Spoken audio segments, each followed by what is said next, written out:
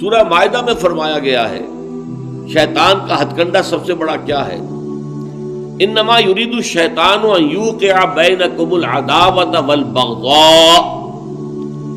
شیطان کا سب سے بڑا حربہ یہ ہے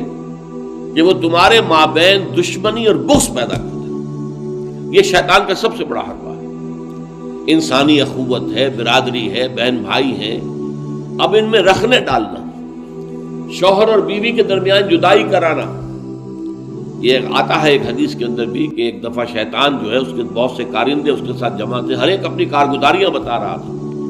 میں یہ کر کے آیا ہوں، میں یہ کر کے آیا ہوں۔ تو ایک نے کہا میں شوہر اور بیوی کے درمیان ناچاقی پیدا کر کے آ گیا۔ تو شیطان نے اسے شاباش دی کہ تم نے سب سے اچھا کام کیا۔ اس کی وجہ یہ کہ اس سے پورا خاندانی نظام مختل ہو جائے، اور جہاں خاندانی نظام جو ہے وہ خراب ہو جائے تو پھر اس معاشرے کے تباہ اور برباد ہونے میں زیادہ دیر نہیں لگتی۔ تو یہ در حقیقت شیطان کا جو حربہ ہے، ان یوقع بینکم العداوۃ والبغضاء، تمہارے مابین دشمنی اور بغض پیدا کرنا، تو یہ تبذیر اس کا سب سے بڑا ذریعہ ہے۔ اب دیکھیے کہ ایک بہت سرمایہ دار بڑا شخص ہے اور اس کی بیٹی کی شادی ہو رہی ہے، تو جو کچھ ہو رہا ہے اس کو دیکھنے والے ہو سکتا ہے اس کا کوئی باورچی ہو غریب، کوئی شوفر ہو، ڈرائیور ہو اس کی کار کا، کوئی چوکیدار ہو اس کی کوٹھی کا، کوئی مالی ہو اس کی کوٹھی کا، اور ان لوگوں میں سے کسی کے ہاں ہو سکتا ہے کہ بیٹی جو ہے بوڑھی ہو رہی ہو اور اس کے ہاتھ پیلے نہیں ہو سکتے، جو معاشرے میں کم سے کم جو تقاضے پیدا کر دیے گئے ہیں شادی کے لیے وہ بھی پورے کرنے کے لیے اس کے پاس پیسہ نہیں ہے۔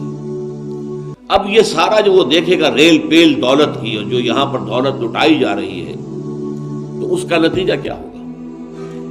اس کے دل میں شدید احساس محرومی پیدا ہوگا، ہیوز اور ہیو ناٹس کا ایک شعور اور احساس اور ادراک پیدا ہو جائے گا۔ یہ مترفین ہیں، ہم محرومین ہیں، اور معاشرے کے اندر جب یہ احساس پیدا ہو جائے تو پھر اس معاشرے کا عطیہ پانچا ہو جاتا ہے۔ اس لیے شیطان کا جو عمل ہے کہ لوگوں میں بغض اور عداوت پیدا کر دیا جائے، تو تبذیر کے نتیجے میں بھی وہی شے حاصل ہوتی ہے۔ ان المبذرین کانوا اخوان الشیاطین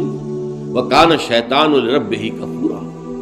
ہمیں تو یہاں تک حضور نے حکم دیا ہے کہ تم اگر اپنے بچوں کے لیے پھل لے کر آؤ تو یا تو پڑوس کے بھی بچوں کے لیے وہ پھل بھیجو ان کے گھر کے اندر، اور یہاں اگر تمہارے پاس اتنی ہی صرف مقدرت تھی کہ اپنے بچوں کے لیے کچھ لے آئے ہو، اس سے زیادہ کا امکان ہی نہیں تھا،